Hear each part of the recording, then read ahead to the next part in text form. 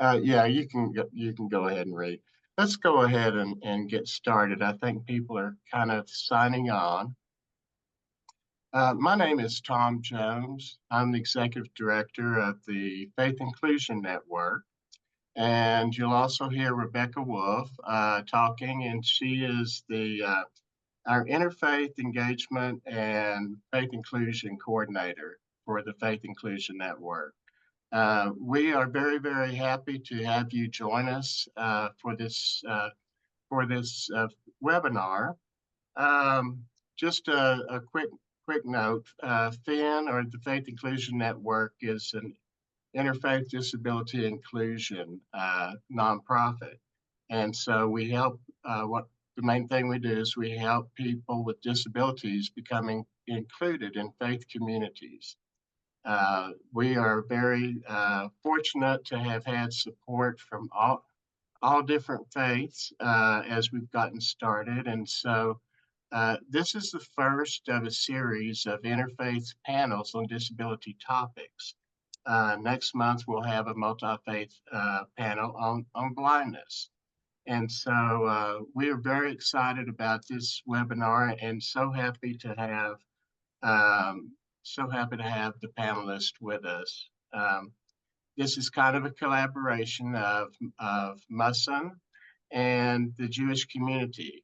Musson is Muslims Understanding Health Special Education Needs, and they do remarkable work as well as other Jewish organizations in the field of disability inclusion.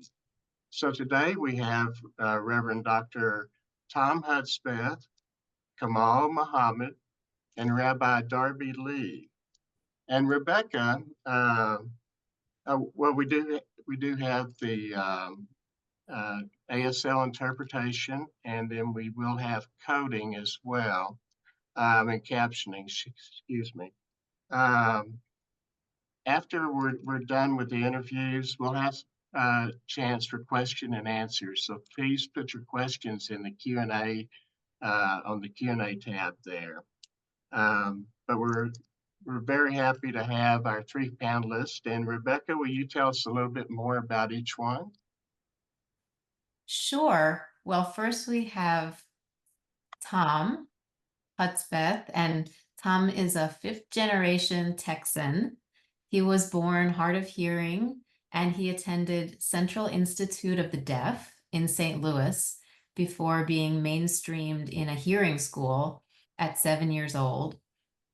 And when he was 28, he received an invitation to join the deaf community and to learn American Sign Language, which he accepted through an internship with the Oklahoma Conference Ministry with the Deaf, which sparked an ongoing quest to advocate a place for the deaf community in the church, particularly in the United Methodist Church.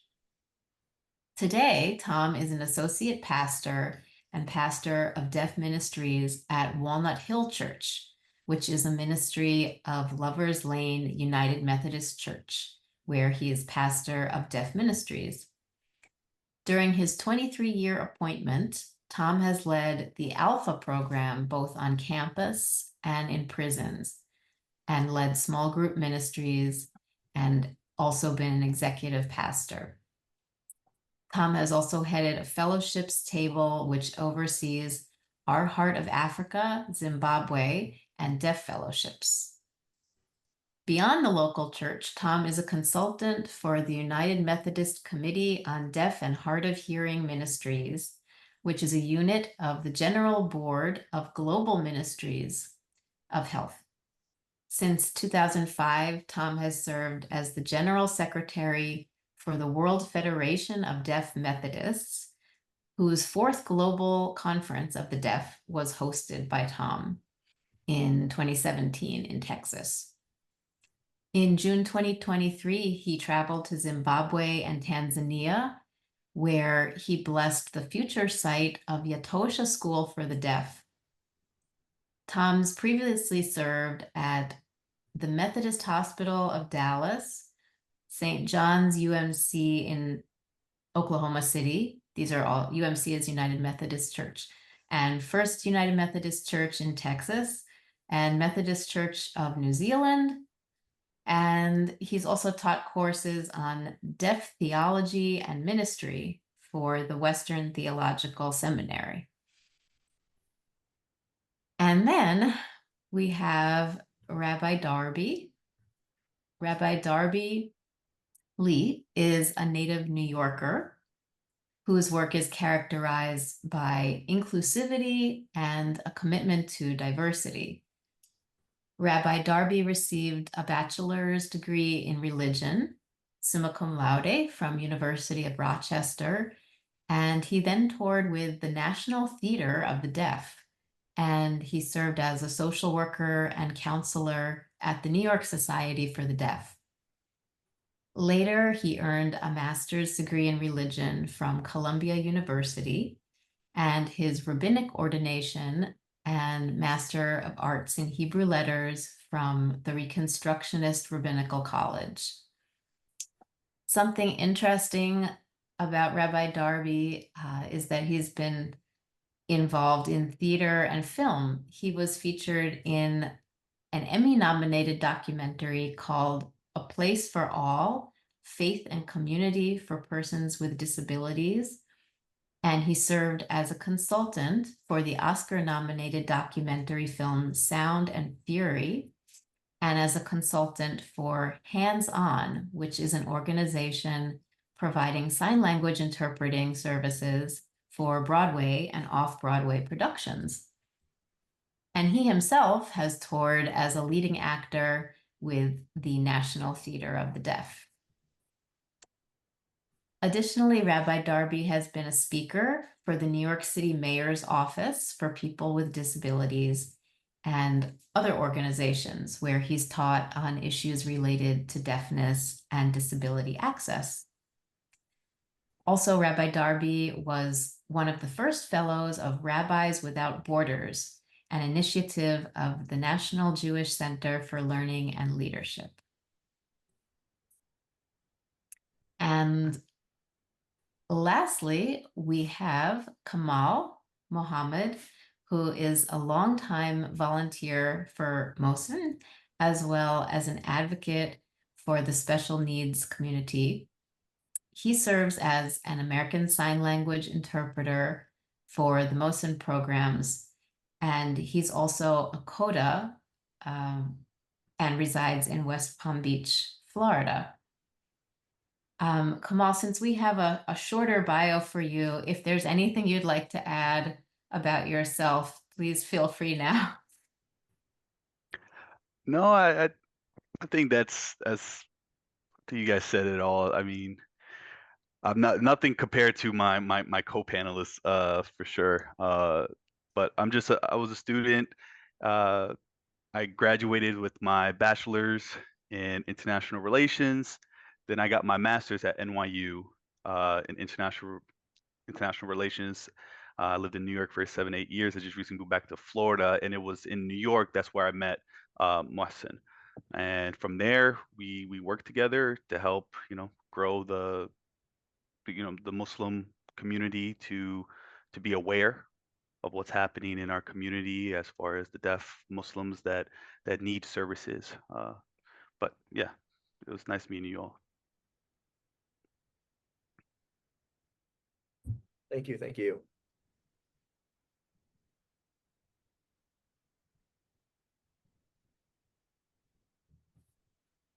Tom, you're muted. We're very happy to have all three of you here today. The first question I think we wanted to talk about is the inclusion in your particular faith. What services do you see in general? And I know you can't speak for everybody, but if you'll just speak to what you know, what services are being offered for inclusion in your personal lives and in the communal experiences of your faith?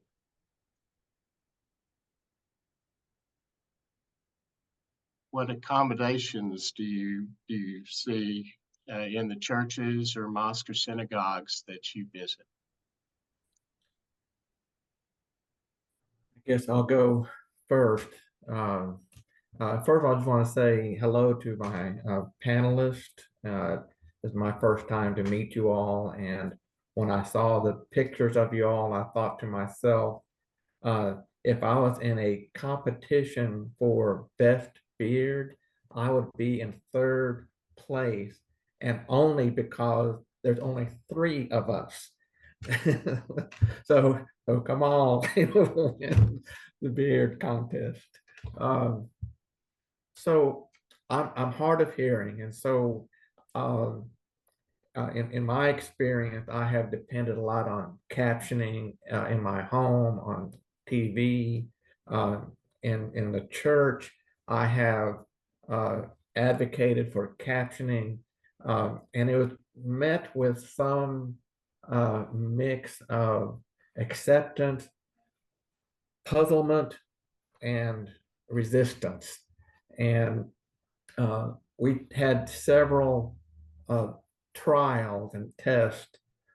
We worked with a voice-based captioning and tried that for several years. It was not successful. So then we hired a kind of a court reporter captioner, and we limited the captioning to our cell phone. That could be a stream text on our cell phone. We had one area of the sanctuary where we had a TV screen that was captioned for people who could sit and who did not have a cell phone. And then when technology improved in our sanctuary and we set up a big screen, then we tried to add live captioning on the screen. And we have hired a professional court reporter for best captioning services. We also have an ASL interpreter. And when I first moved to Dallas to serve at Lovers Lane United Methodist Church, there's already an interpreter there that just recently begun. And the church is wanting to expand from only an interpreter to being more of a full ministry that is of the deaf, by the deaf, with the deaf. But that first step was getting an interpreter. And when I first came into the church, I saw there were about 3 or 4 deaf sitting to the right of the sanctuary, and the preacher was standing in the pulpit preaching over on the left side, and the interpreter was standing over in front of the deaf, and I could see what looked like a tennis match, seeing their head go back and forth, looking at the preacher and the interpreter. And after the service, I said, let's move you to the left side, and that way you have the line of sight with the preacher, with the interpreter. And one deaf person said, oh no, we don't want to do that. We will upset the hearing people. And I thought to myself, that's interesting. So anyway, it took some time for the deaf to claim their space, took time for people to accept interpreter as part of the worship service, to accept captioning as part of the worship service. So those are the things that happen in my local church. And then in our denomination, we have added interpreting and also just recently added captioning, and that was very, very popular, and they want to see that to continue. I'll finish.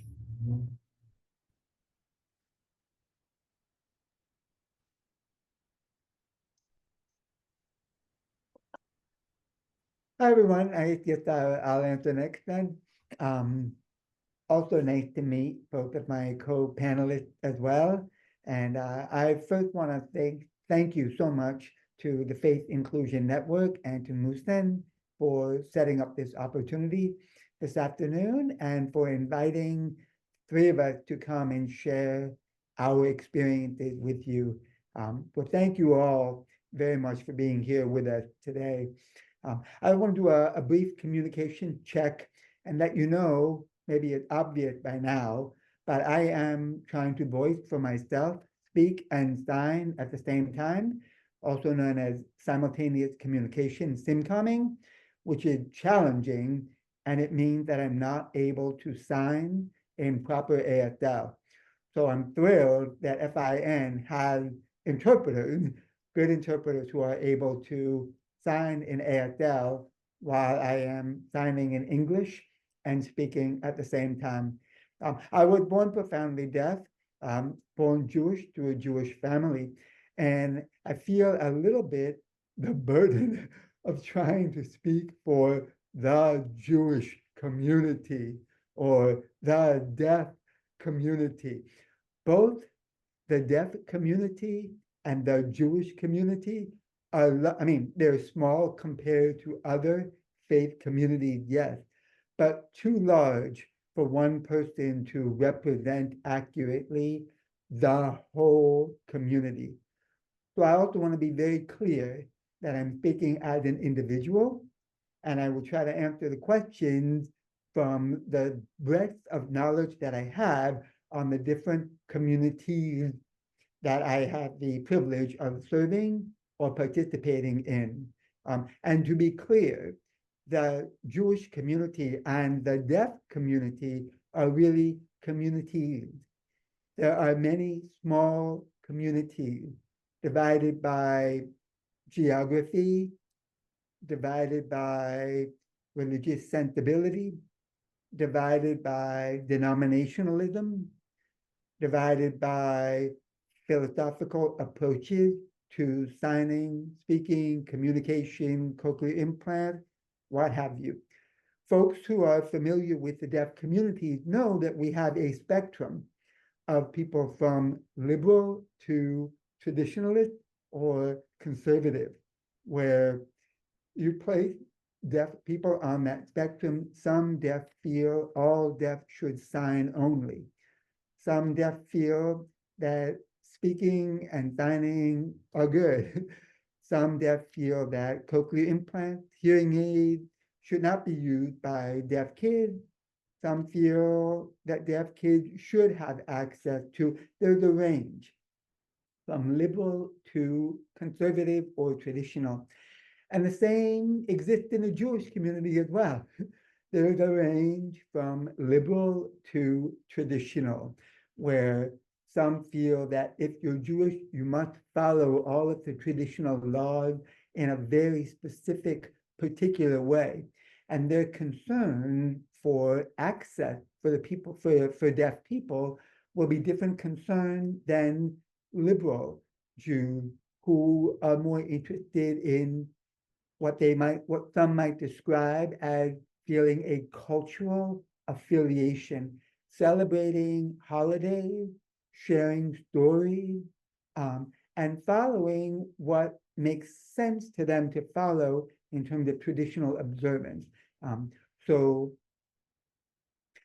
I can go into depth on that, but in the interest of time, I'm gonna keep it there. So it is daunting to try to represent the diversity of everything happening in either the Jewish world or the deaf world. I also want to name and acknowledge that this particular panel happens to be all male identified, which is a small source of discomfort for me.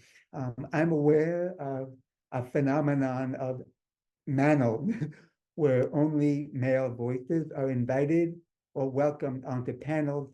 And I made a commitment at the beginning of my rabbinic career not to appear on a panel that had only male voices. I've made an exception for this one because I felt that the opportunity to educate and expose and discuss what's happening in the Jewish world for deaf and disability access was such a precious opportunity. I didn't want to miss it. But I do want to name that I feel like women's voices are a really, really important part of our faith-based conversation and have been absent for a very long time. And I just want to note it that they are absent again today, not by intention, not by design, but by happenstance. So with no fault and no blame, I want to name what I'm seeing and what we're witnessing this afternoon, and I appreciate your support. I know we're supposed to speak only 6 minutes each. I haven't even got to the question yet. Tom, I would just ask if I should pause to let Kamal speak at this point, or if you want me to continue for another few minutes on the actual question. Go ahead and continue for a few more minutes, and then we'll let Kamal speak. Okay, sorry, Kamal. So I was born deaf and born into a Jewish family that wanted their children to grow up with deaf identity and Jewish identity. Opportunities for a deaf family to participate in the Jewish community were very limited and met with a lot of suspicion and ignorance, really. I've shared a story before, maybe some of you have seen or heard, where my sister, who happens to be hearing, was getting ready for a rite of passage ceremony called Bat Mitzvah, 13. And my parents, both of whom are deaf, and I had a meeting with the senior rabbi of the synagogue that we belonged to about whether that synagogue would provide an ASL interpreter for my parents, me, and for my parents' friends who would be coming to my hearing sister's bat mitzvah. And that rabbi at that time, that was in the early 1980s, said, "No, I'm sorry, we don't do that here." And I remember as a kid just being shocked that a rabbi would say no to a request for access from deaf or people with disabilities. Oh, I'm sorry, I want to add also another spectrum of diversity in the deaf community is also some deaf members of the community feel that they are and identify as a person with a disability. Many deaf people do not. Many deaf people will say, "I don't have a disability.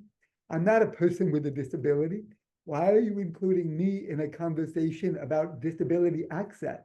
I just need language access, just communication access."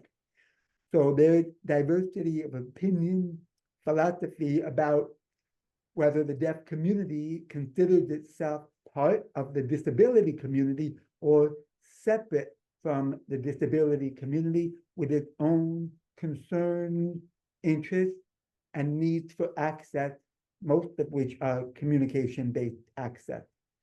So back to my story. I didn't know at that time. My sister is older, so I was about 10 or 11 when I saw that conversation. I didn't know at that time I was going to become a rabbi. But when I did decide in the late 90s, early 2000s, to become a rabbi, I made a commitment that my rabbinate would be defined not by exclusion or telling people we didn't have something they needed to be able to show up at my synagogue, but that my rabbinate would be defined by inclusion, as Rebecca said. And I've made a commitment to making sure that Jews in particular, who have historically felt excluded from the normative mainstream Jewish community here in North America, would not feel excluded from my community. So that includes a lot of Jews who have felt that they didn't belong. They didn't belong to the normative Jewish community. In the 80s and 90s, that would have included maybe women, maybe people who identified openly as gay, lesbian, bi, queer, would have felt the Jewish community is not a safe place for us.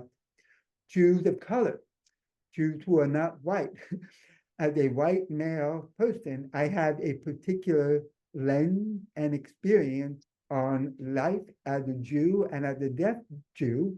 And I'm aware that Jews of color have a very different experience.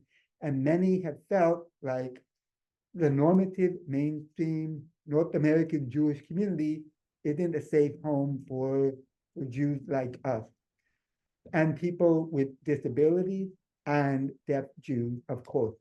So the deaf Jewish response in the 80s, in the 70s, 80s, and 90s to form their own communities. And I want to honor and recognize the strong and active Jewish deaf communities that are active in North America today. Under the umbrella of the Jewish Deaf Congress, there are different chavurot, small Jewish communities in different cities in our country that run services, holiday programs, all in ASL, and make access for the deaf Jewish community in their communities. We have a mix of mostly hearing with a few deaf individuals in my synagogue. And of course, I do everything I possibly can, from providing ASL access to caption access and whatever people need to be able to feel like they can be at home in my community here. So there are a lot of things happening in the different communities, and there are some Jewish communities, like the one I discussed when I was 10, would still say, I'm sorry, we don't do that here. So for the Jewish community response to this question really is, it depends. It depends on which denomination, which geographic location, where, and who the senior leadership of that community is, to figure out what access is available for deaf and the disability community. Thank you. Kamal, thank you, Rabbi Darby. Kamal, you have a really unique perspective, being a child of a deaf adult, and we'd love to hear about a little bit about your experience and what you see in the Muslim faith. No, absolutely. Can you hear me? Can everyone hear me? Okay. Yeah, no, I want to thank Rabbi Darby. He took a lot of things out of my mouth. So similar experiences as he just mentioned. I don't think I want to be the spokesperson for the deaf Muslim community. As you can see, I'm not a religious scholar like my two co-panelists, which is kind of indicative of where we are, the state that the Muslim community is right now. So I'm just going to speak strictly from my experience. I was born a coda to two deaf Muslim, or actually one, my father, who was a very proud deaf individual, just like Rabbi Darby said, who taught me growing up that being deaf was not a disability. He was a successful businessman, retired early, homeowner, 1 out of 10 siblings from Egypt who moved to America, made a life for himself.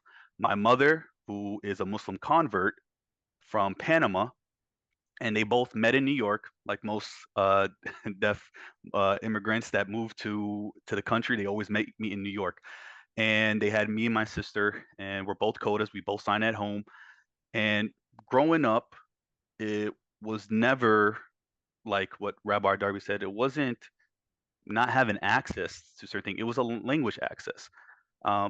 Growing up, dealing with our faith was somewhat difficult. It wasn't until maybe till when I started taking my faith seriously and my father started seeing more religious base, but basically sign language, having access to his religion overseas in different study groups that was using Arabic sign language, that we all collectively took our faith to the next level. But we never took that jump here in America, because there is, like what Rabbi experienced, that gap between most of the Muslim communities and the deaf Muslim community. For example, there was an incident where I've only experienced interpreting in Muslim settings for my father, no one else. And I remember I was interpreting, and the person, the imam was giving a sermon, and I think he said, "Hey, if you're talking in the sermon, please wait, you know, till after the sermon." And I remember I approached one of the board members, said, "Hey, just to give you an idea, I'm not talking to my father. I'm actually interpreting the sermon for him." And he kind of said, "Oh, really? Well, maybe it's best you sit in the back, so where you're not being a distraction to someone." Whereas recently, and I think, at that time I was like, very offended by it, but now, uh, within the past 5, 10 years, I think we gotten a lot of better, and we're definitely still a work in progress. For example, my local masjid or mosque that I was part of in Brooklyn, Muslim Community Center in Sunset, Brooklyn, was probably one of the first masjids that I was part of where I actually stood next to the imam and interpreted the Friday sermons. Also, let me also give credit to the Islamic Center at NYU, the institution the school that I pursued my master's at and graduated from.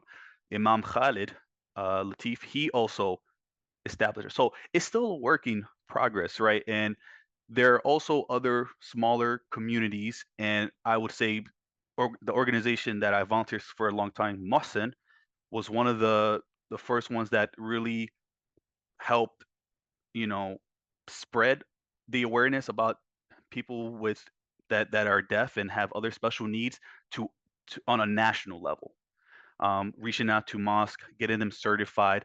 But there were always other organizations that started before them, like Global Deaf Muslim, uh, and there's one in Dallas, the Islamic Services for the Deaf and Hard of Hearing, who in one mosque in Dallas in Irving, they have an interpreter on the big screen in the main hall.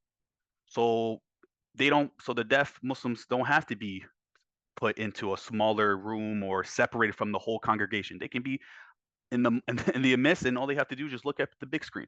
So there's still, like I said, we're still a work in progress, and I believe there's a lot of just misinformed, not educated ignorance, because most of our Muslim communities that was established in the States were established by immigrants that came from overseas that never experienced or never met people with special needs, and they had their own ways of interacting, or their own perspective of, okay, this is a person with special needs. A common one, it's like, oh, okay, he's fine, there's this, God will take care of that person. He or she may is not, the religious duties is not mandatory on that person, maybe. So they bring that here, and this is something new. It's a quite new phenomenon. That's why I said something that Mohsen is doing somewhat is revolutionary, and some of these other organizations, and slowly but surely we're working on that, right? So we still have a lot of catch up to do with, like, our Christian and Jewish communities. So, but it's definitely, I think this panel is definitely a great event, so that everyone, and hopefully we can work together and share ideas and how to help level up all of our communities in a sense. Just give you a quick summarization. Thank you.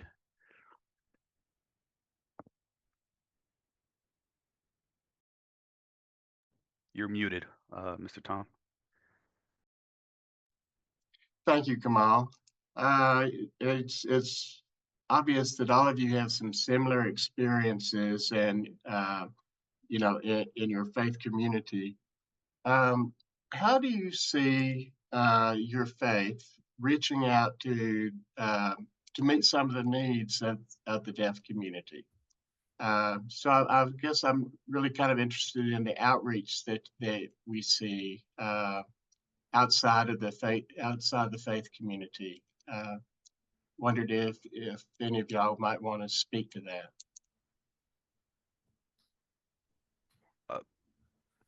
If you don't, okay. Well, everyone who's part of the deaf community knows word gets around quick, right? So in the Muslim community, we have a problem or an issue is that Muslims are not attending the mosque for multiple reasons, especially because there isn't an interpreter. But the moment that there is word that this mosque is offering interpreting, people will attend. People will make the adjustments with their work schedules and try their best to attend. Because from my experience meeting with deaf Muslims, especially the ones that I've interpreted for in different parts of the country or travel with, um, a lot of them are hungry for knowledge. They want to have that connection with their Lord. And sometimes they they get sad because they look at, you know, their Christian or Jewish friends who have this strong connection with their faith, and they're like, man, where am I? And there's a lot of issues with that in our community. So the moment that they hear that these mosques are offering, they will go to it. But as far as of now, a lot of the smaller organizations are doing their part, such as I mentioned, like GDM, Global Deaf Muslim, ISDHH, where the members of those organizations will offer classes, you know, and they may not be religious scholars, but they are trying their best to, you know, create somewhat like a fellowship, right, or Bible study or some type of thing where they'll help encourage the Muslim followers to, until we figure out, you know, to continue establishing a connection with their faith. But Mohsen has done a good job as to reaching out. For example, every year, which is one of the things I've mainly volunteered with, we do a small pilgrimage to Mecca in Saudi Arabia, which is called the Umrah, UMRAH for my interpreters. um, this is the sign. So, and for the past, I think this upcoming is our 7th Umrah trip, if I'm not mistaken, and we are partnering with Global Deaf Muslim. So in the past, we've only brought usually one deaf person would sign up for the trip, and that was their one-on-one interpreter. And a lot of people, like my parents, never went to perform their pilgrimage, the smaller one and the big one, Hajj, because how am I going to perform? I don't know what to say. I don't know there's no interpreting for me here in ASL in America, and I'm speaking specifically America because overseas in some Arab countries they do offer some services. It's not perfect, but it's a little bit ahead of us. So that outreach, because when the first few that went and joined this Umrah trip, they told the others, and a lot of people start signing up. And this year, this upcoming in November will be our first trip where we're going to have 15 deaf people join. And it's amazing. We're going to have 4 to 5 interpreters. One of them is a certified deaf interpreter who's going to be joining us. So that's 5 interpreters in total. And it's amazing. So like I said, this is just a step. It took 6 to almost 7 years to get more than one person, but that's fine. Because eventually 10 years, this is going to be so different organizations can host their own annual deaf Umrah trips and things like that. Don't get me wrong, there was a deaf Umrah trip in the past by Global Deaf Muslim, but it happened once. I don't know why it never did it annually, but this is something that kind of reignited that spark in our community. Thank God. So that's just something I just wanted to share, and I think like I said, we're still working on outreach and yeah, I'll let everyone else speak. I don't want to speak too long because these are something that I think all 3 of us can be passionate about. We can talk for for a long time. I don't want to take up no one's time. Go ahead. Sorry.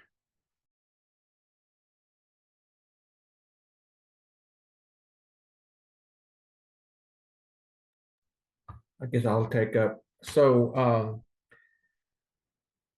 thank you to Rabbi Ali Darby and to Kamal. Same kind of experiences. I'm really connecting with what you all have been sharing. You know, when I was born hard of hearing, but my mother did not learn that I was hard of hearing until I was 18 months old. And my father is also a pastor in the United Methodist Church, retired now. But they told me that some of the church members said that my parents had sinned because I am deaf. or hard of hearing.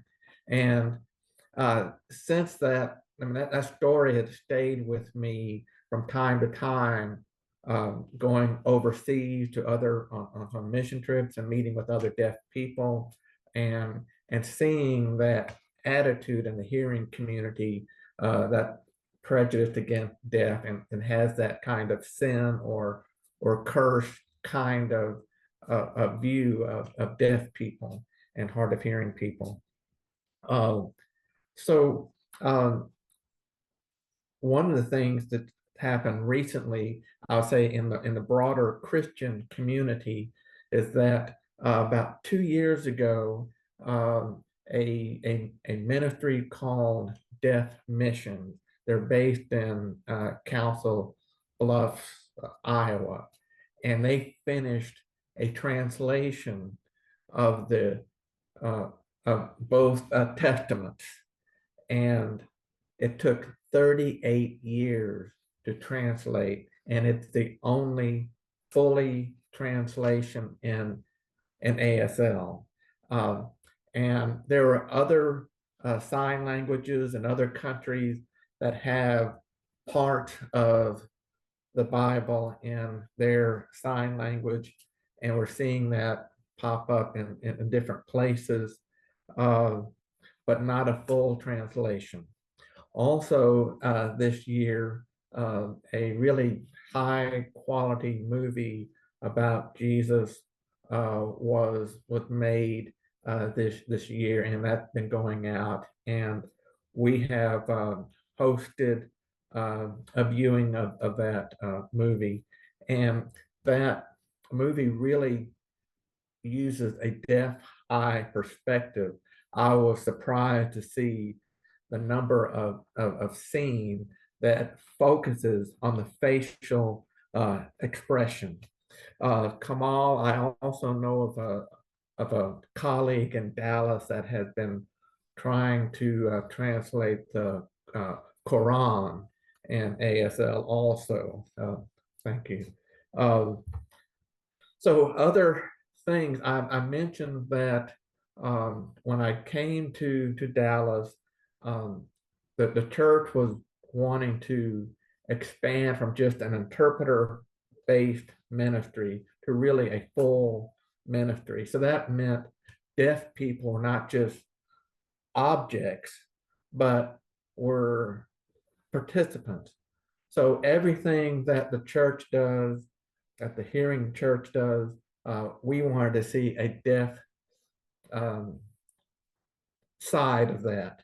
So we would go and serve food to homeless shelter.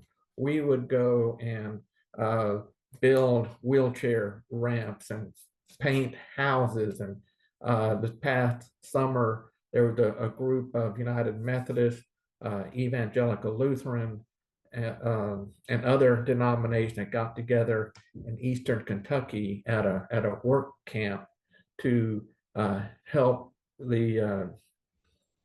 those in a very poor part of Appalachia get some refurbishing on homes and gift stores, so or a thrift store.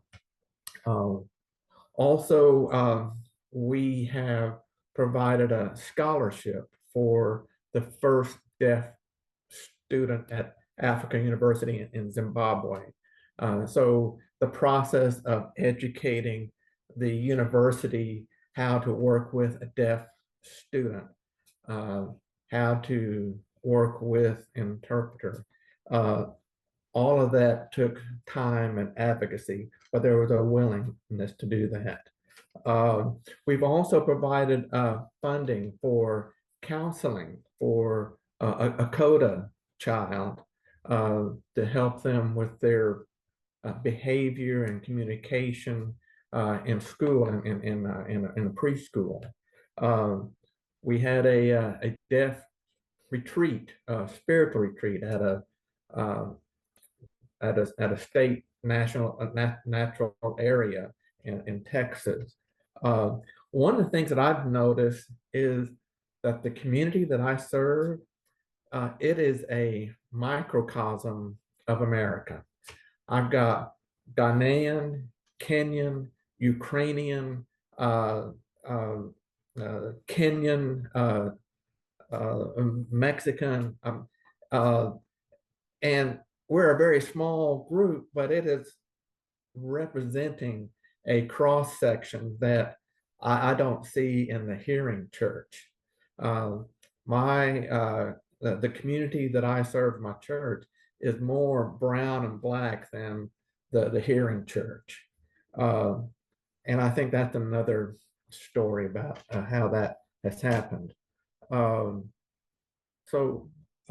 those are just some of the examples of the ministry and outreach. And again, like the rabbi said, I'm just representing just a small sliver of this deaf community. I came to this ministry because I was born to a United Methodist pastor and family. And when I first began to research about 30 years ago, I went to Gallaudet University Library to see how many different churches were involved with deaf ministry. And I saw 162 titles, and there was only 3 that related with the United Methodist Church. All the others are Roman Catholic, Southern Baptist, independent churches, denomination. And I kind of wondered, well, they all seem to be doing a good job. Why do I need to get involved with this? But I really felt a calling to be able to contribute a United Methodist understanding. And I would see that there were deaf UMCs and other denominations that had lost their home because there was not an interpreter or ministry provided. I may jump a little bit to the collaboration and just want to mention that I and a Muslim woman in Dallas who was taking a chaplaincy course at Methodist Hospital in Dallas.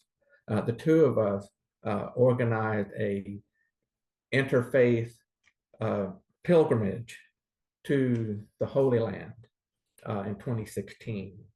And we made a point to visit with deaf Jewish people in Jerusalem and in Netanya. And that was just an amazing experience to have a Christian, Muslim, Jewish mix.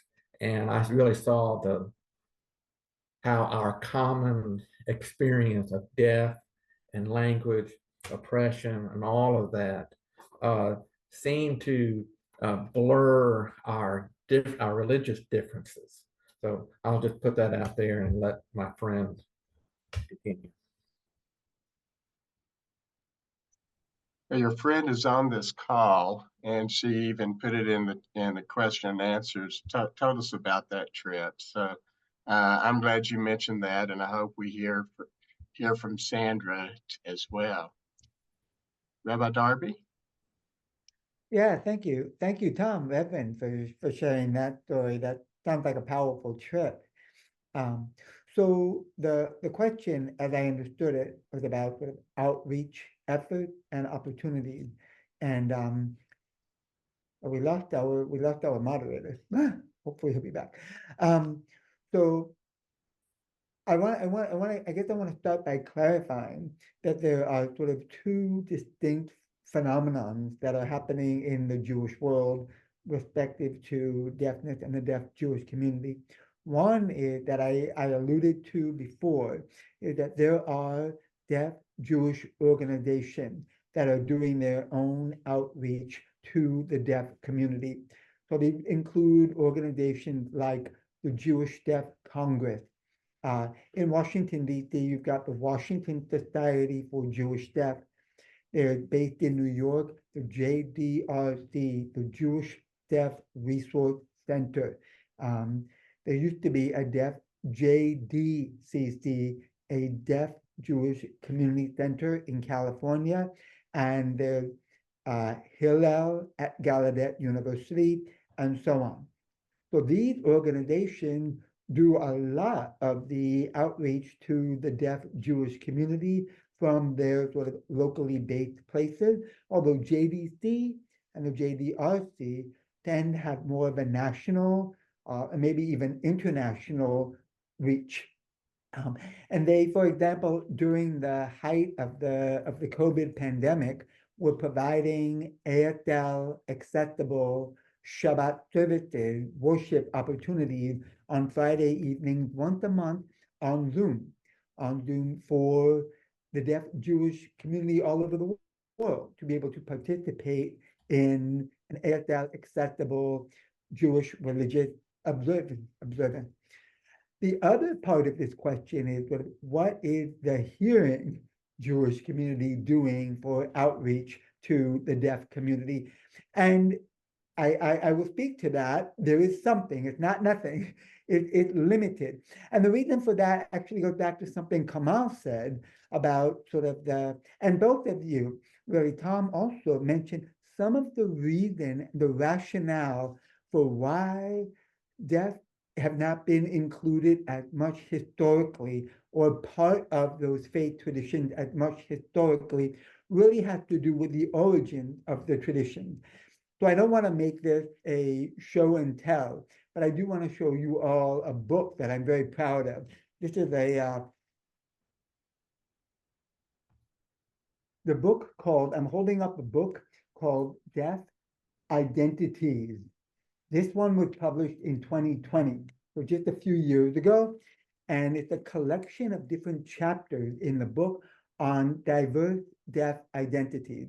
I'm proud of it because I co-wrote one of the chapters on religion and deaf identity, co-wrote with a Christian theologian who at the time was a student, but now I believe is a deaf Christian pastor by the name of Noah Buckholz. And so Noah and I wrote this chapter together, and I highly recommend it. We discuss mostly Christianity and Judaism because those are our sort of knowledge bases. We do mention the Quran. We acknowledge that we are not experts in Islam or the Islamic faith or community, but Noah had a good friend who was able to interview for some information about the Quran and the underpinning of Islam and what they say that's relevant to the deaf experience. Long story short, 5,000 year story short, the sacred texts that are the foundation of Judaism include, in a nutshell, the Torah, or the Old Testament in Christian communities, the Hebrew Bible. We sign Bible this way for obvious reasons. So the Hebrew Bible and the rabbinic writing. The rabbinic writing will largely fall under Talmud. The Talmud is a collection of different types of legal and creative writing that expand and explain the Torah. Unfortunately, it is true that a lot of rabbinic writing in the Talmud are, what's the word I'm looking for? Exclusionary to the deaf community. Like Kamal said, because they're deaf, maybe they're not obligated in the same way to the traditional laws as other people. So the deaf don't have to fulfill various sort of requirements that would be incumbent upon other members of the community. So there are many, many categories in the traditional Jewish legal text where deaf people are either excluded or not included into the normative Jewish communal practices at the time. And this goes back to the first 100, 200 years of the Common Era. So Talmud was codified in about 600, 700 of the Common Era. So back then, what the deaf experience was and what the deaf experience looked like to hearing people, very different than what it is today. But that foundation has informed generation and generation of rabbis, of Jewish leaders and leaders in the Jewish community, many of whom grew up with an understanding that the deaf didn't have to be involved. Deaf were not obligated, so there wasn't much consideration given to that until very recently. I think with the passage of the ADA in 91, 89, 91, 90, 91, 91, 91, thank you. I am not a historian, a good historian. But I think with the passage of the ADA and the increased knowledge and awareness of the civil rights in North America for the disability community and the deaf community, and of course, Deaf President Now, movement at Gallaudet, and all of those things will raise the profile of the deaf community to Jewish eyes. And some people in the Jewish world began to see this as an absence, as a deficit. So there are some Jewish synagogues and organizations that make an effort to say, you know, ASL interpreters provided upon request, or captioning access will be provided as a nod and an acknowledgement that historically the Jewish community, the mainstream normative Jewish community, has not done a very good job of including people with disability or the deaf community in activities, programming, planning, organization, and so on. That is changing now over the last 30 plus years, and we're seeing more and more. So there's a long way to go. And just right here in the Boston area community, I want to give a shout out to a philanthropist by the name of Jay Ruderman, who set up a grant opportunity for synagogues, for Jewish synagogues in the greater Boston area to expand, significantly expand their disability access and their deaf community access through education, awareness, and offering programs to teach the community as well as to actually create access. So the Ruderman Family Foundation has created a new wave of access for the Jewish disability community, but that's local. That's only here in the Northeast, outside in the greater Boston area. There are communities in New York doing that work also, but it needs to grow, and it needs to touch more corners of this beautiful planet that we all share. I could speak for hours on the topic, but I will stop and give it back to you, Tom. Okay, thank you, Darby.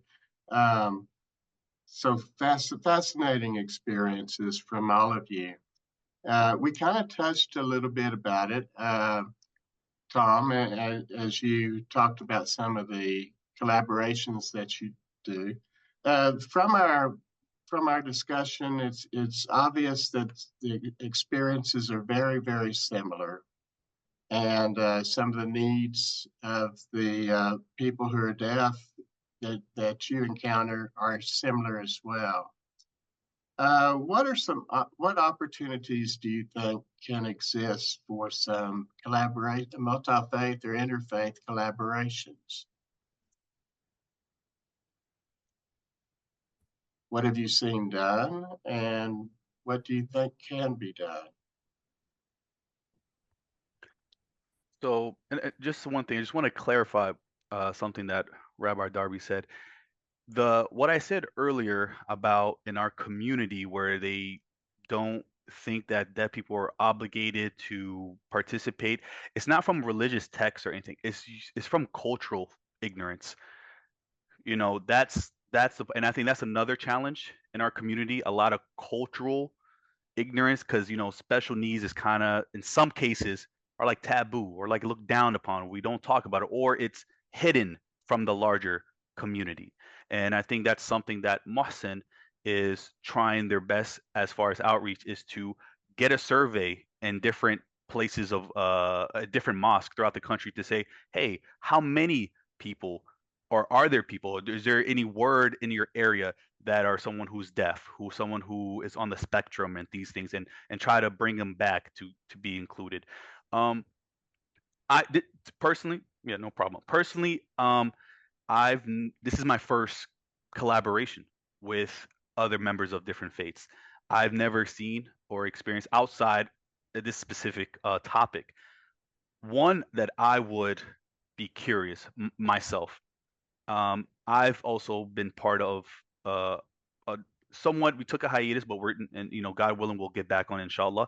Is the translation of the Quran to ASL. And I've always admired the Christian community for having that, whether it be from the Catholic Church, even the Jehovah Witnesses. That was pretty much my first introduction to that.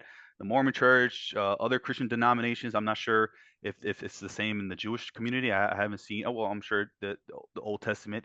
Okay, so I would like to, collaborate and learn what are the steps. I know it's not easy. It's definitely not easy, especially from our text being so rich from the Arabic language, and a lot of things is not going to be translated exactly to English, let alone now to ASL. So that would be one idea that I would love, and I hope other communities would encourage, is tips and shared information. What are the steps? What are the things that can make that project successful?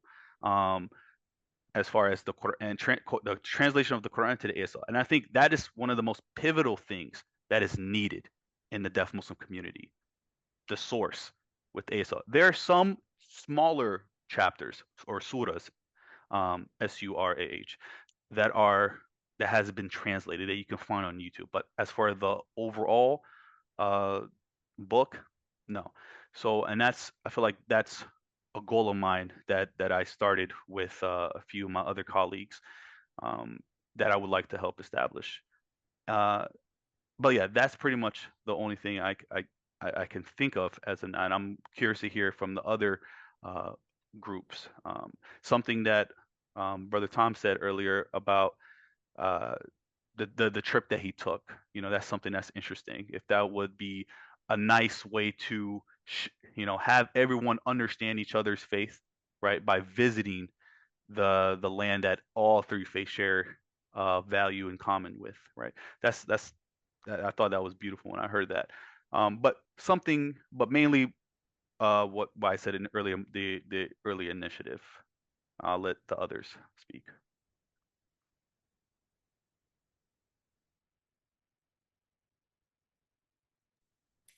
So maybe I'll expand a little bit more about that Holy Land tour as an example of collaboration.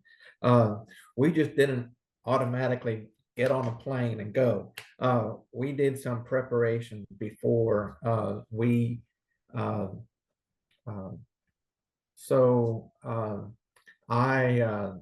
we had a Seder service at our church, and we asked the rabbi from Southern Methodist University to come and lead that Seder service, and we invited our Muslim friends who were thinking about going to the Holy Land. I just happened to meet Sandra Labadia at the Methodist Hospital in Dallas, where she was doing a chaplaincy training program, and I think she's one of the few women Muslim chaplains at that time. And so just want to give you another name, Tom, for future reference, so that we can honor the observation that our friend Rabbi made about including more feminine voices here, or signs. But we met, and we were introduced by a mutual colleague. And when I mentioned that I was going to the Holy Land for myself for a training visit, Sandra said, "Oh, that's interesting." And so when I came back, that was a trip for people who were going to lead tours. So I came back, and she asked, "Well, can I go?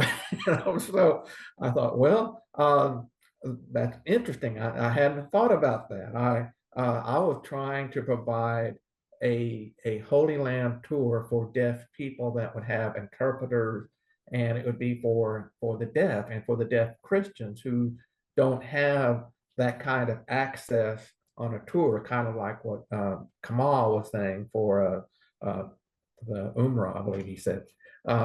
So we want to provide that for our deaf Christian. And so when Sandra asked, I said, well, sure. And then it became like a holy negotiating. It was, well, can another person go? And can we have a balance of Christian and Muslim? And I was thinking, this is really kind of blowing my mind. I'm not really sure how.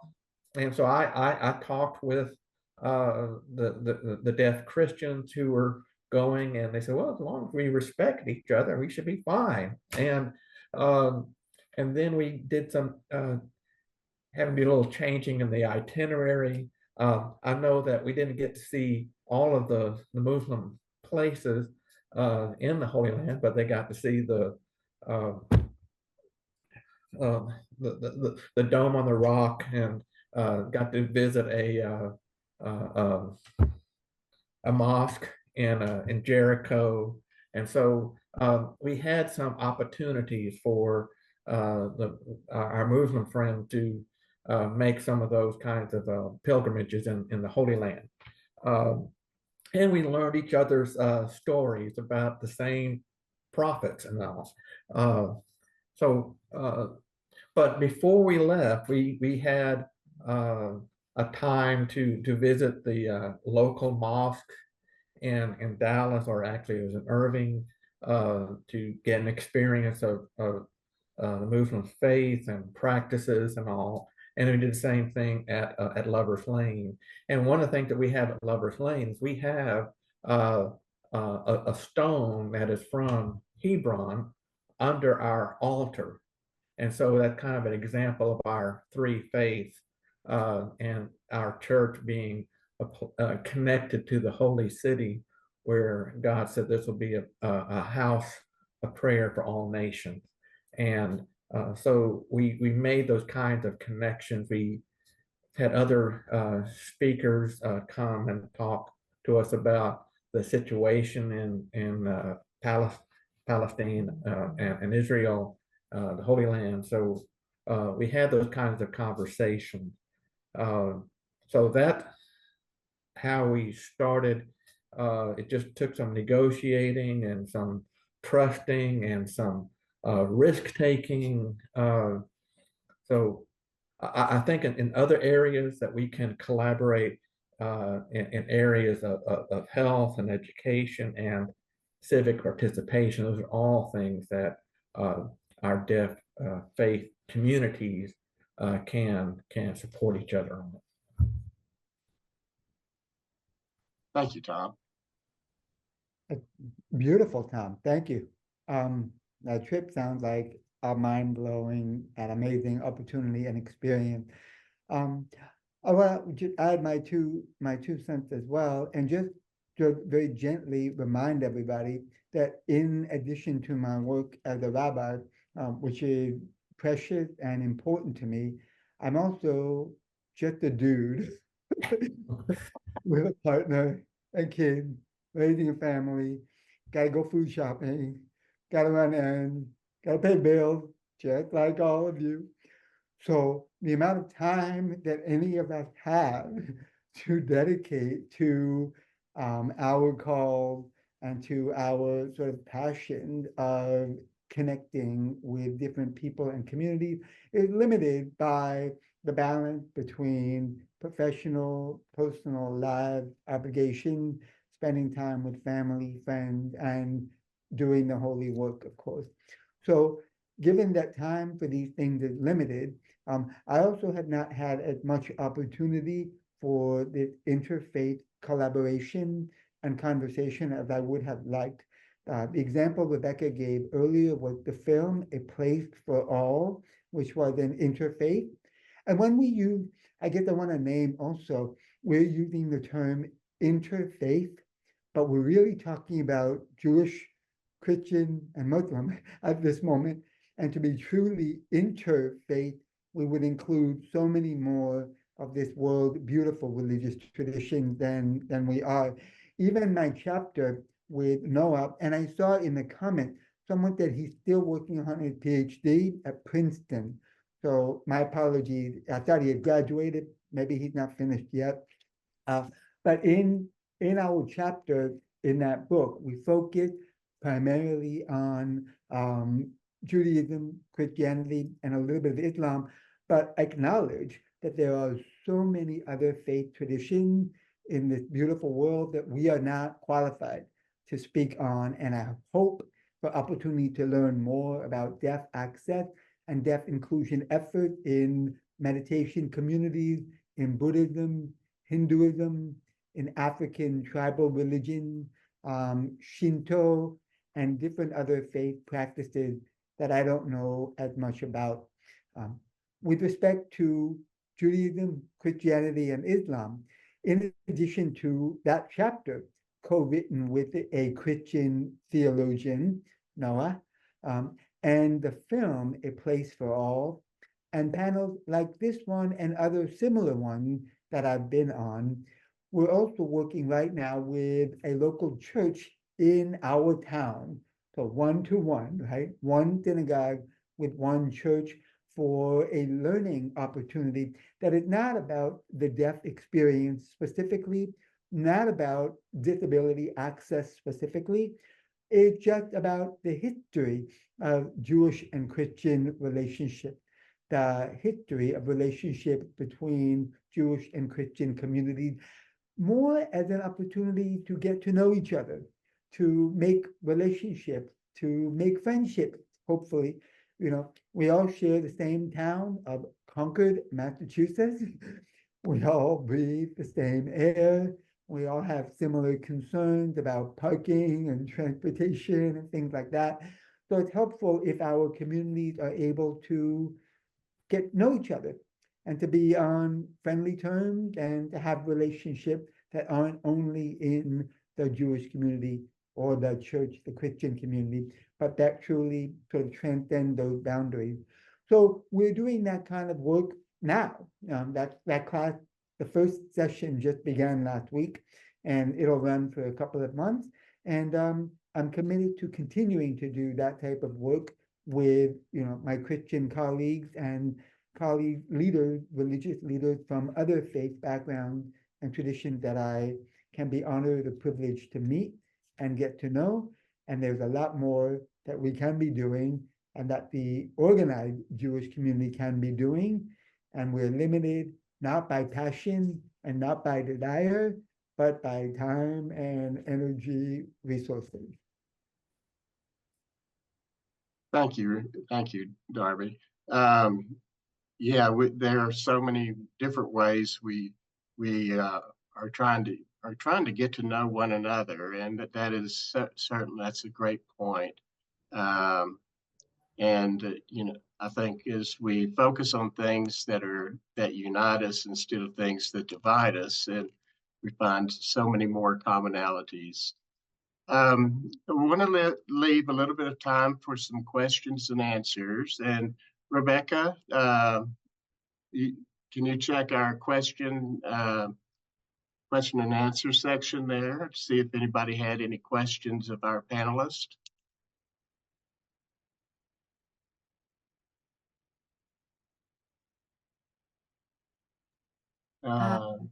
I'm not sure if I'm seeing what you're seeing. I'm seeing just the regular question section. The Q&A?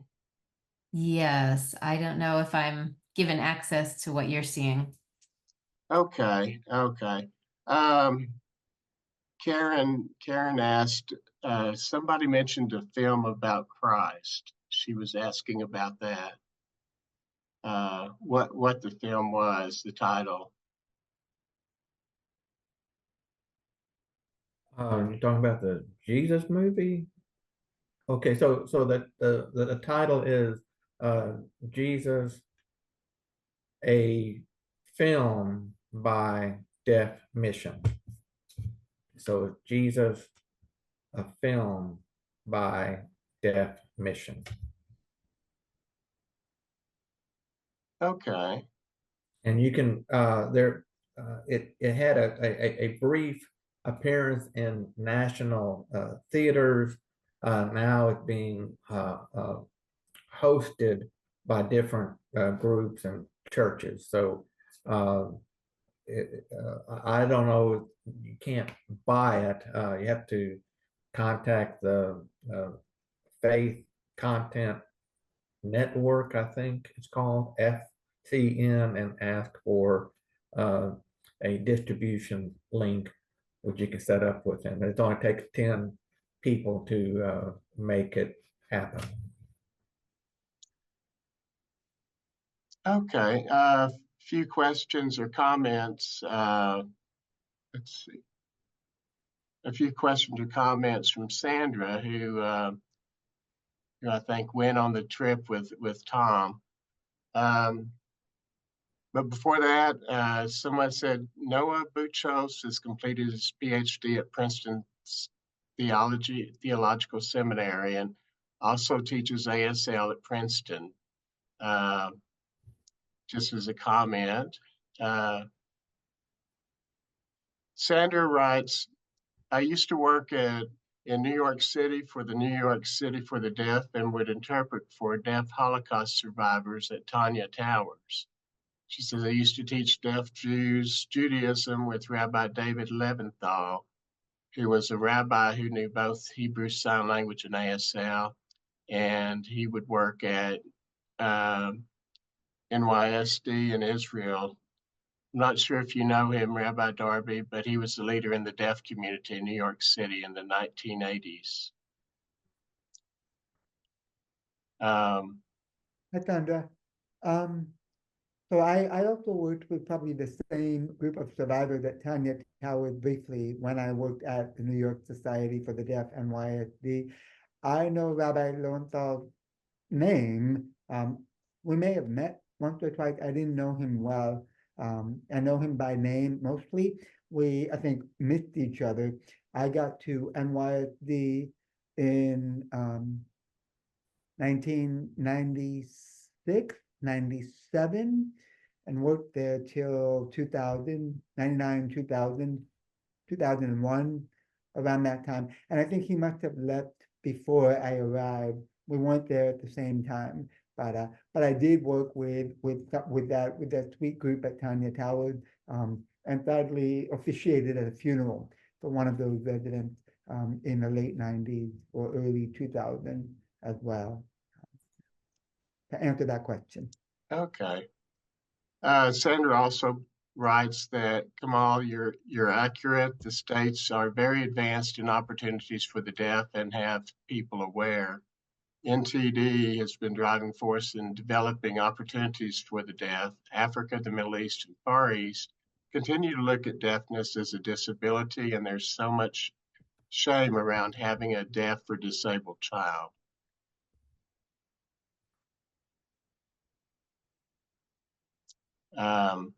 As she continues to write real quickly, she continues to write that she was invited to NTD, I'm not sure what that is, to Dallas twice, and it's helped me to open Muslims' eyes to understand deaf culture and the beautiful language of ASL peoples. This has helped us to change biases in our Muslim community. I think it just goes back to what Rabbi Darby was saying. We just need to get to know one another.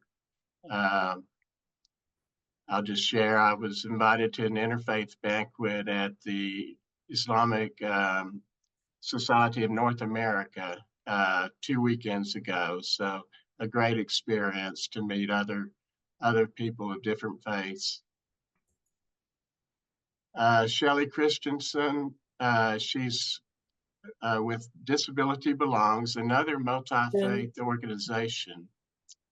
And also on the board of the Faith Inclusion Network and founder of the the Jewish Disability Inclusion and Awareness Month. So anyway, she was attending, but wanted to thank you all for a compelling panel. It's good to hear your stories, learn of the organizations, and extend the conversation, working toward the day when all people belong. Thanks. And then one other question is, how do deaf Jewish people read from the Torah and have bar mitzvah ceremonies? So it's a lovely question. First of all, say hello to Shelley, shout out. Thank you for your support and being able to be here today. Also, in terms of interfaith opportunities or collaboration, I will also share that unfortunately, both the Muslim community and the Jewish community are often the target of hate, bias, and action against individuals in those communities. And sadly, after two of the more recent ones, the communities have shown up here locally to support each other. So after the shooting in Pittsburgh at the Tree of Life Synagogue, the interfaith community showed up here at my synagogue, representing the Christian community, the Islamic community, in support of us as sort of the local Jewish community here in town. And after the sort of the Muslim ban was enacted or tried to be enacted after the 2016 election, we in the Jewish community here showed up at the Islamic Center of Wayland, Massachusetts, to stand outside in support of our Muslim brothers and sisters, to let them know that we were not, supportive of a ban, and that we see only the gifts and the beauty that diversity of people can bring to this country, and see that as a blessing, as a good thing. So we wanted them to know they had our support. So there's outreach and communication between the faith leaders in, again, the greater Boston area in Massachusetts, of different faith backgrounds. When things happen, they unfortunately do, we're often in touch with each other and ask, how can we be supportive? Can we show up? Can we bring something? Can we be supportive? Sometimes the answer is no, and the community needs to handle something on their own. And sometimes the answer is yes, and here's what you can do. And then we try to show up and do it.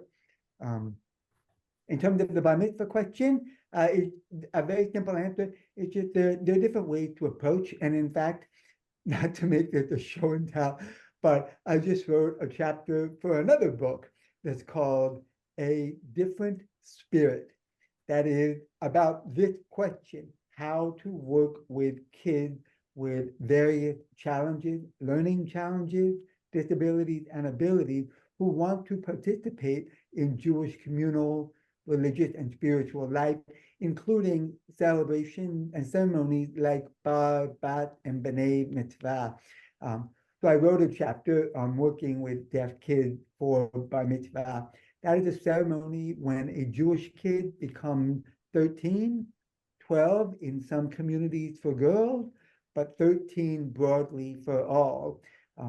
So there are different ways to answer the question depending on the kid and their interests, their motivation, and their skills, their ability. Some will be able to learn to read from the Hebrew and sign in ASL. Some may want to have the skill and want to read the Hebrew and voice the Hebrew out loud as a spoken language. Some will want to, if they have the language knowledge, read the Hebrew text of the Torah and then sign it in ISL, Israeli Sign Language. Some will maybe not have the ability to read directly by the time they're 13 from the Torah, and will read a translation in English that they sign in ASL or signed English. Different rabbis will have different requirements for what they must do to satisfy the mitzvah, the commandment of being able to ascend to an aliyah, to come up to the Torah, to communicate the blessing before and after we read from the text, and then to express communicate or provide that reading. So I would accept anything that I just described. Some rabbis would not. And some of it will depend on the individual synagogue and rabbi that you find. And I hope that the book that will be coming out soon will help educate some of the other rabbis and leaders in the Jewish community to know that there are different ways that a deaf kid, 13-year-old, can also celebrate and participate in the meaningful and sacred rite of passage ceremony. Okay, thank you. Unfortunately, it looks like we're at about the end of our time together. I've learned so much and from all of your experiences, and it's really been eye-opening to me. So thank you. I want to thank all of our panelists, and I hope we can continue this, keep in touch and maybe continue the discussions further. And I also want to thank our ASL interpreters, Abigail and Tyler. And also for the panel, for the participants, I will be sending you a recording of this panel discussion, and we'll be making that available as soon as we can, as well as the transcript. Next, we'll continue our interfaith discussions next October, or on October 9th, as we talk about blindness from the perspective of Christian Muslims and the Jewish perspective as well.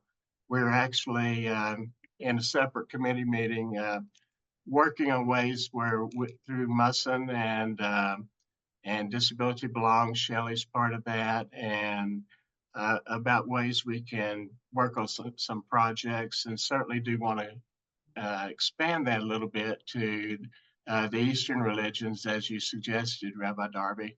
And so we would welcome anybody else who is interested in interfaith discussions and collaborations. We have just begun and would welcome any other collaborative partners here. So thank you so much, and for a very enlightening panel discussion. And we hope that you all have a great day, and may God bless you all and in all of your endeavors. So I can see how he's worked through all of you already. So all of you take care now.